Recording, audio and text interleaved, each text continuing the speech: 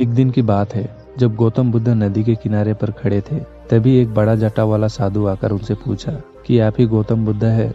उन्होंने कहा, हाँ, मैं ही गौतम बुद्ध हूँ। बोलिए, क्या बात है? साधु ने कहा, तो फिर आप यहाँ क्या कर रहे हैं? गौतम बुद्ध ने कहा, मैं नदी पार करने के लिए नाव का इंतजार कर रहा हूँ। वो साधु गुस्से में बोला, आपको सारा संसार जानता है और आप एक नदी पार नहीं कर सकते। फिर वो साधु अपनी कला से थोड़ी ही देर में नदी पार करके वापस लौट आता है। फिर बुद्ध से कहता है कि देखो, मेरे पास इतनी क्षमता और ज्ञान है, फिर भी लोग मुझे नहीं जानते। ये कोई साधारण कला नहीं है।